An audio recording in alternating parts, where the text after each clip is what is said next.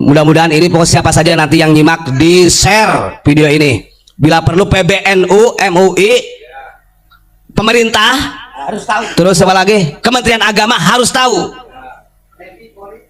TNI Polri juga harus tahu. Masa TNI Polri juga kalau sama ulama kita biasa-biasa saja. Kalau sama Habib kok sampai diinjek-injek kepalanya aja mau kok.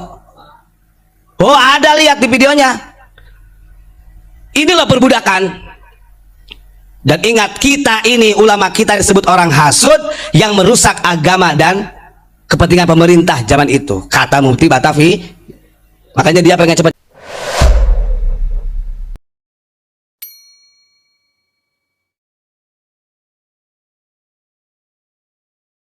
Sahabat santri dimanapun Anda berada, ketemu kembali dengan channel ini. Semoga sahabat santri masih dalam kondisi sehat walafiat dan tentunya masih dalam lindungan dan limpahan Tuhan yang Maha Kuasa.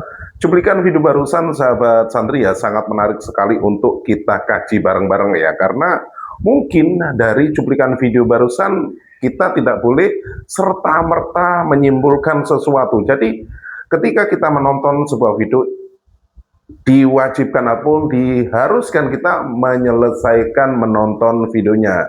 Karena apa sahabat santri ya, biar kita tidak gagal paham dalam menanggapi, dan ketika kita berdiskusi tentang video ini itu nyambung antara apa yang akan didiskusikan tentang isi videonya. Jadi kita tahu dari awal sampai akhir runtutannya itu jelas.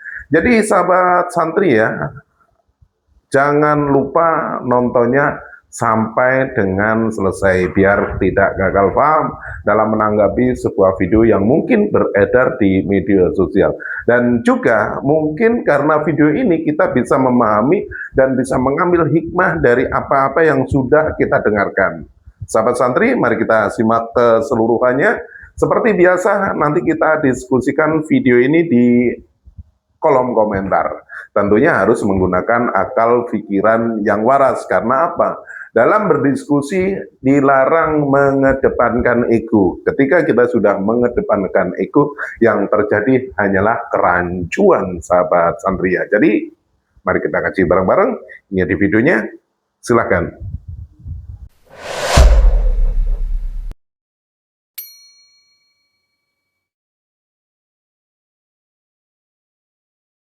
Di Batavia, Utsman bin Yahya sudah ditegur oleh Syekh Nawawi Banten dan Syekh Junaid Batawi. Ini ada ketika dapat teguran dari Syekh Nawawi melalui kiriman surat dari Mekah oleh Syekh Nawawi dan Syekh Junaid Batawi, ketar-ketir Mufti Batavia, nervous dia. Makanya dia akhirnya sembunyi-sembunyi mengirim surat ini di tahun 1886 kepada pemerintahan Belanda melalui Senok. Saya bacakan. Nah itu kronologi singkatnya seperti itu. Jadi si Mufti ini yang dibela-bela sampai sekarang sama muhibinnya tuh, disanjung-sanjung, dia sangat loyal. Nih saya bacakan. Betawi 30 Agustus 1886. Alhamdulillahi wahdah, mukadimahnya tuh ya. Ini ditulis pada tanggal 30 Agustus tahun 1886. Ini sebelum terjadi geger Cilegon. Karena geger Cilegon 1888.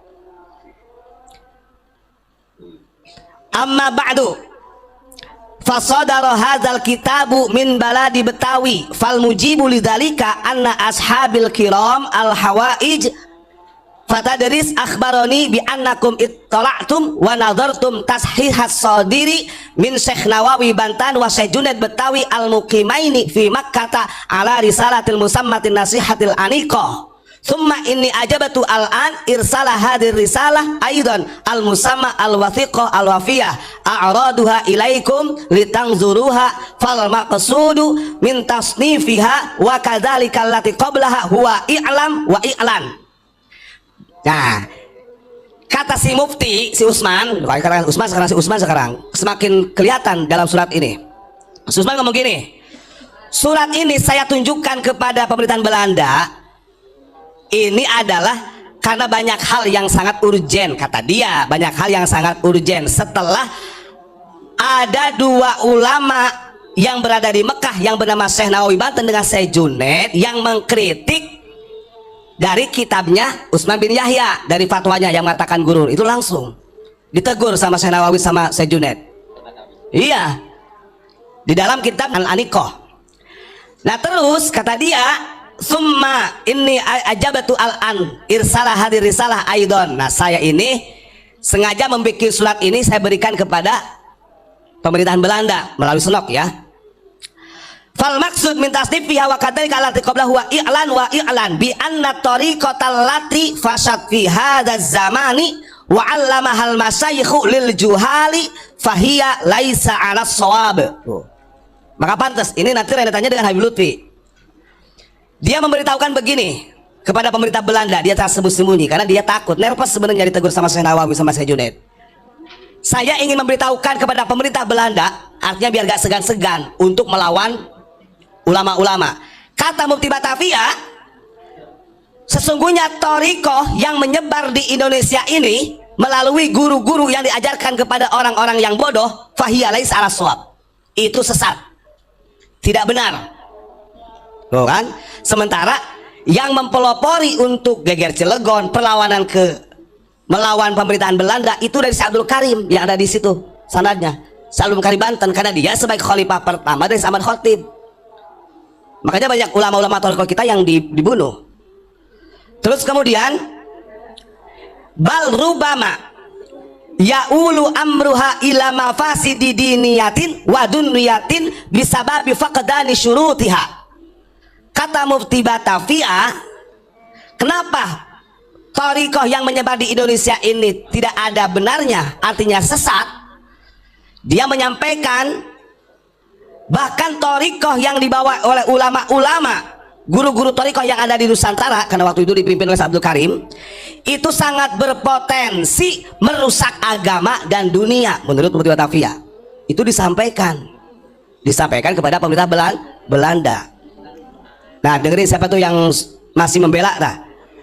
Bahkan hebatnya lagi, ma'anni talataftu fi hadhihi risalati fi akhirha li haitsu lam adhkur ahadan bi aini li ajli salamati minal fitnati min masyayikh tariqati.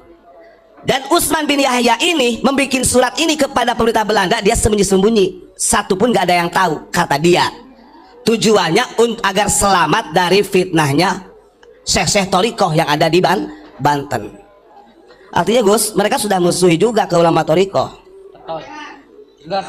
Nah dengerin tuh siapa tuh yang masih bela ya. Tujuannya itu katanya biar selamat dari fitnah dari guru-guru thariqah. Nah, fa antum idza ra'aitum hadhihi risalata fatabayyana lakum anna fiha irsyadun nas ilal haq wa ila adami du'awil farighah wa li ajli salamati minal mafasidi fal matlubu min janabikum an tusahhihu 'alaiha wa an tadhkuru ma fiha min irsyadin nas likai salimu minal mafasidi wa an tadhkuru ismi inda arbabid daulati Walanda fi Eropa wa fi Betawi li haitsu anna katsiran minal masyayikh tariqati wa ghairihim minal hasidin, katanya. Nah terus kemudian dalam suratnya itu Mufti Batavia menyampaikan kepada pemerintah Belanda, maka lihatlah ketika kalian pemerintah Belanda membaca surat ini adalah suatu penjelasan untuk Anda semua, gitu kan? Bahkan dia mengatakan wali ajli salamati minal mafasid, supaya pemerintah Belanda ini tetap kokoh, tidak hancur. Oh membela, makanya dikatakan loyal Pak, loyal, sangat loyal dia, pro. Maka fal matlub min janabikum antusayhu antad guru. Nah yang dia inginkan oleh si Mufti Batavia dalam surat ini memberikan doktrin juga kepada pemerintah Belanda supaya jangan segan-segan untuk melawan pemberontak, karena dikatakan pemberontak ulama-ulama kita sama petani itu. Bahkan yang lucunya lagi begini, wa antad guru ismi inda arbabid daulah Walanda fi Eropa, karena dia mufti kan begitu. Dan setiap negara yang dikuasai, yang dijajah oleh Belanda, mau di Betawi Indonesia ataupun di Eropa, sampaikan bahwa fatwa ini dariku, suruh mencatat namaku, kata Mufti Batavia. Pokoknya yang di bawah jajahan Belanda, mau di Eropa di mana, itu harus disampaikan karena dia berkuasa sebagai mufti. Tujuannya apa, kata dia kan? likai salimu minal mafasidi wa tadkuru ismi inda albabid daulati Walanda fi Eropa fi Batawi lihaitsu anna katsiran min masyayikh tariqati wa ghairihim minal hasidin. Dia menyampaikan karena ulama-ulama tariqah yang mempelopori untuk melawan pemerintah yang sah, kata mufti, itu orang-orang hasud, orang iri dengki. Dia menyatakan, meminta kepada pemerintah Belanda ini suruh disebarkan kepada setiap pemerintah Belanda yang menjajah di beberapa negara, dan itu catatannya harus memakai catatan Utsman bin Yahya. Itu catatannya, Gus. Nah, dia ini kenapa nulis begini? Yuriduna as-si'ayah ila halaki, katanya gitu. Karena kalau tidak dilawan, kata si mufti ini, kalau nggak dilawan, mereka ulama-ulama Thariqah itu katanya sangat ingin memusnahkan saya di Nusantara, gitu kan? Asli dia udah nervous, takut, Pak. Udah ketakutan minta perlindungan sama Belanda. Kita buktikan nih bahwa dia meminta perlindungan ke Belanda. Begini kalimatnya di 3 baris terakhir, walaula adulal walanda fi ardi Jawi wa ghairiha lamastaqarrari al iqamatu bi Betawi. Kata Mufti Batavia ketika mengirim surat ke pemerintahan Belanda begini, karena kalau bukan karena kedaulatan, kebijakan, kekuatan dari pemerintahan Belanda, lamastaqarrari al iqamatu bi Betawi, gak mungkin saya bisa menjadi penduduk Betawi, gak mungkin saya bisa tinggal di Betawi, gitu. Jadi dia meminta keadilan Belanda ini untuk membackingi, karena dia sudah takut ditegur Syekh Nawawi, ditegur Syekh Junaid. Ini orang gak punya malu ini sebenarnya. Nah gitu kan, makanya dia ada kalimat begitu, meminta perlindungan dari Belanda sebagai backing supaya dia tetap tinggal di Betawi. Nyata sampai sekarang para habaib Ba'alawi masih ada di Indonesia. Siapa berarti? Dasar daripada Belanda. Yang lucunya lagi di bawahnya nih, dengerin, karena takut ketahuan dia. Hadza ma ukhbirukum wa arju min janabikum jawab kitabi bil arabiyati, katanya Pak. Mau ngapusi. Jadi dia itu si Utsman bin Yahya ngirim surat, terakhirnya saya mohon dengan sangat secepatnya harus dibalas surat ini kepada pemerintah Belanda, tapi menggunakan bahasa Arab, katanya. Kebaca sama kita, beleguk ya. Kita orang bodoh. Watas hiha hadris salabil afrensia, atau menggunakan dengan bahasa Perancis, katanya. Dikiranya orang Indonesia bodoh-bodoh. Ini bocor. Awas, ini manuskrip yang bocor dari Belanda sudah ada di tangan Ponpes Unik. Awas, hati-hati. Sampai kapanpun, kalau secara karakter muftinya saja seperti ini, mengatakan bangsa kita justru sebagai gurur, ulama-ulama Thariqah kita disebut orang-orang yang hasud, orang yang sesat. Sampai kapanpun karakteristik ini gak akan pernah luntur dari duriah-duriahnya, sama. Maka jangan salah, Syadiliyah yang dipegang oleh Habib Lutfi itu, kenapa Syekh Ibrahim bin Yahya dirubah? Kan begitu, sampai dirubah silsilah sanadnya, namanya dirubah. Kemudian ada penggantian makom, ada. Nanti kita buka lagi. Ini grand design bahwa Ba'alawi, para habaib ini meneruskan estafetnya pemerintahan Hindia Belanda, titik. Karena dari mufti yang pertama Batavia sendiri, dia mengatasnamakan agama. Dia kan ngomongnya begini, kalau tidak dilawan, gitu kan bahasa dia. Ini ulama-ulama Thariqah yang hasud ini, padahal kita tahu dalam sejarah itu yang mempelopori itu adalah Syekh Abdul Karim Banten. Ini sanadnya Abu Yamamah Armin loh. Dalam Thariqah Tekian ini gak ada yang gak lepas dari Syekh Abdul Karim Banten. Makanya diasingkan Syekh Abdul Karim. Iya. Dia mengatakan ulama Thariqah kita ini sesat. Laisa bisawab. Berarti kan laisa bisawab itu tidak ada kebaikannya, bahkan minal hasidin. Nah, setelah dikirim surat ini, nih ada lanjutannya. Dengekeun sia, bahasa Bang Muji kan begitu. Nih, catatan di dalam Geger Cilegon. Setelah si Mufti Batavia ini mengirim surat dengan sembunyi-sembunyi dan sekaligus mendoktrinlah pemerintah Belanda supaya nggak segan-segan melawan rakyat kita, lo bayangkan. Maka saya katakan mereka ini tertawa di atas tangisan Nusantara. Nih, akhirnya terjadi Geger Cilegon. Ingat, pasca Geger Cilegon di tahun 1888 Ini masalahnya sejarah. Kita baca. Ada 204 orang yang ditangkap dari kaum petani dan ulama. Ingat-ingat, ini di terakhirnya. Sebenarnya kalau secara kotak fisik, kan itu terjadi di bulan Juni. Tahun berapa itu? 88 ini.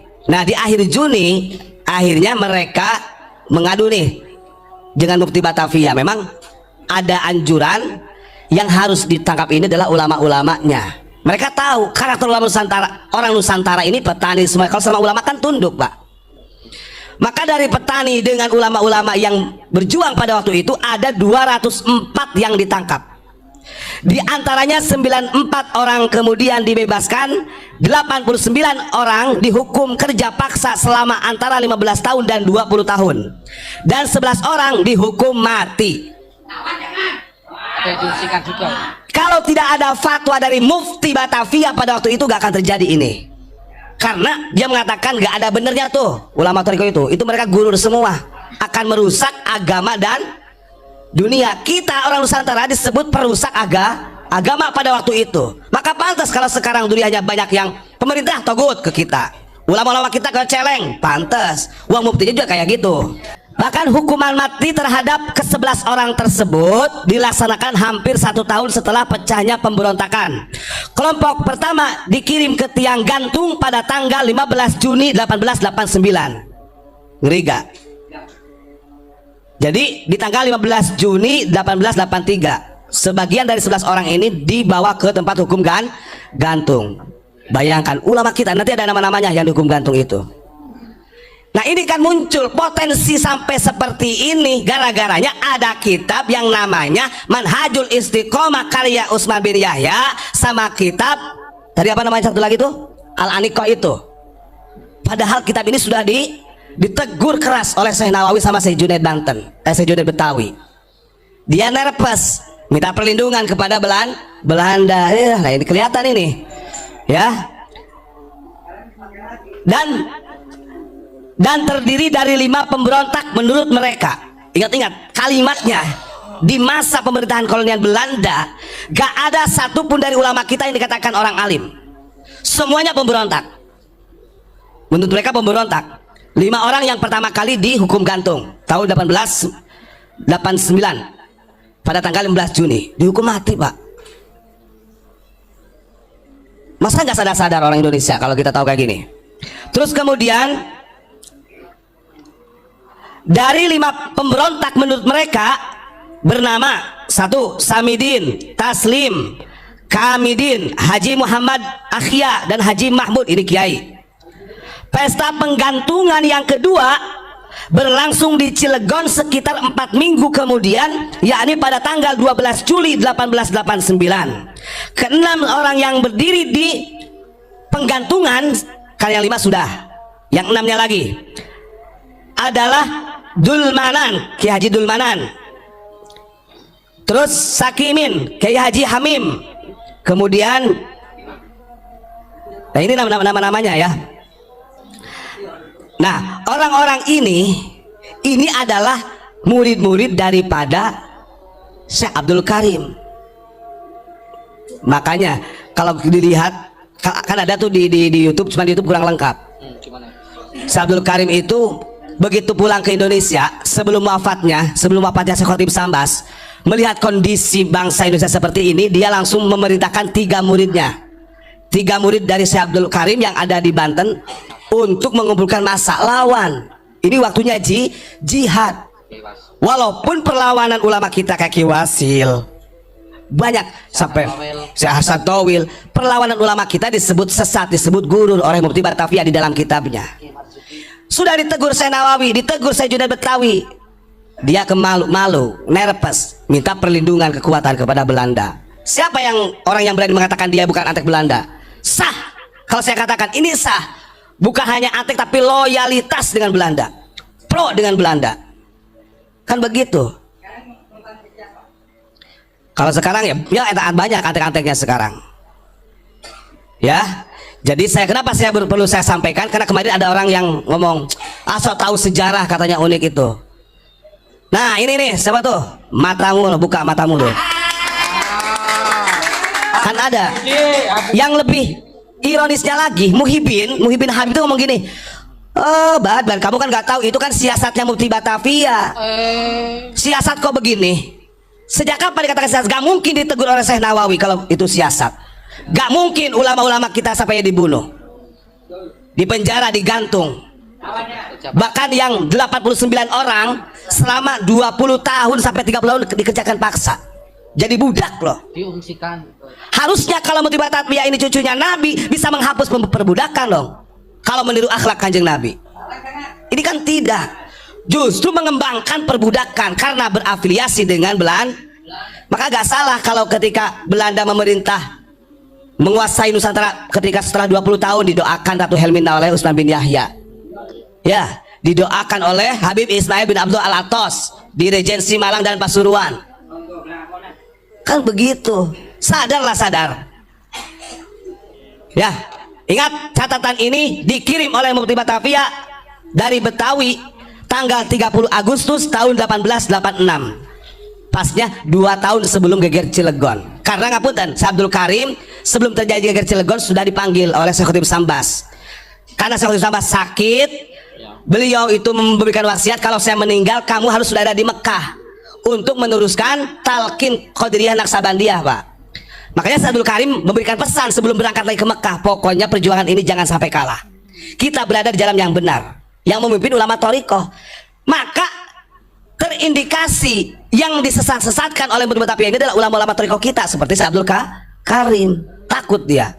Makanya Syekh Abdul Karim tidak ikut perang. Beliau menggantikan posisi Syekh Khotib Sambas di Mekah. Begitu ya saudara ya. Terima kasih. Mudah-mudahan ini pokok siapa saja nanti yang nyimak di share video ini.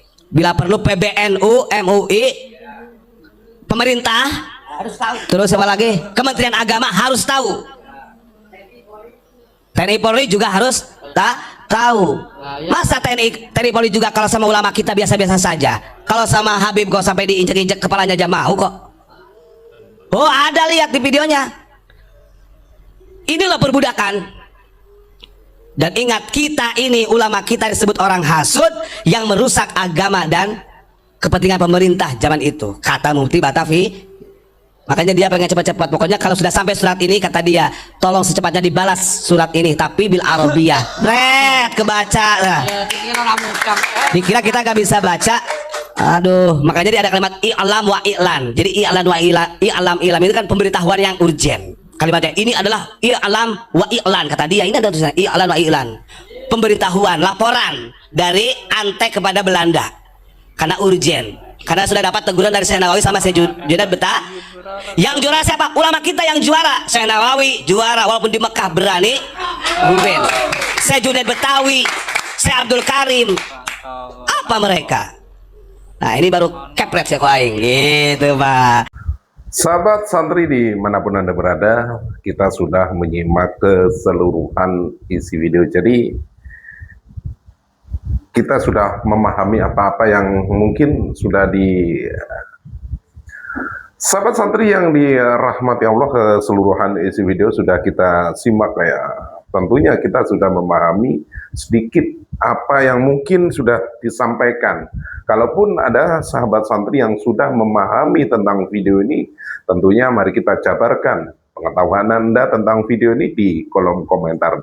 Dan juga terima kasih buat Anda yang sudah klik video ini. Semoga video ini bisa kita ambil hikmahnya tentang apa-apa yang mungkin sudah disampaikan dalam video ini.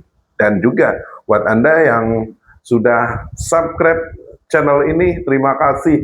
Buat yang belum subscribe, jangan lupa dukung channel ini dengan cara di like, di share, dan tombol loncengnya juga diaktifkan biar Anda tidak ketinggalan kabar info terbaru dari channel ini. Banyak pengetahuan yang mungkin terhalang ya, mungkin tentang keterbatasan kita mungkin dalam memahami sesuatu. Tetapi ketika kita melihat video barusan ya, seakan kita bergulat sendiri dengan pemikiran kita. Apakah penyampaiannya yang mungkin kurang pas, entah penyampaiannya kurang tepat. Tentang hal ini yang harus kita diskusikan di kolom komentar. Tentunya dalam menanggapi sesuatu pro dan kontra itu pasti ada. Nah, dalam hal ini untuk menyikapi pro dan kontra itu kita harus menggunakan akal pikiran yang waras. Dalam diri kita itu mempunyai akal ya. Jadi jangan kita mendengarkan dari sisi buruknya saja. Jangan kita mendengarkan dari sisi baiknya. Kita kumpulkan jadi satu, kita ambil hikmah dari video ini. Jadi buat sahabat santri dimanapun Anda berada, jangan salah paham menanggapi video ini. Maka dari itu, kita diskusikan di kolom komentar. Gunakan akal pikiran yang waras biar Anda tidak konslet. Karena dalam agama kita ditekankan untuk menggunakan akal. Karena manusia yang berakal tentunya dia waras. Terima kasih. Sampai di sini dulu jumpa kita. Mungkin ada sesuatu ataupun tutur kata saya yang kurang berkenan di hati Anda. Sekali lagi izinkan saya mohon maaf yang tak terhingga. Di akhir video, izinkan saya memetik sebuah kalimat. Jangan mau dibodohin dengan hal-hal yang mungkin terkesan baik. Jadi, tetap gunakan akal pikiran yang waras, biar Anda tidak konslet. Terima kasih, sampai jumpa.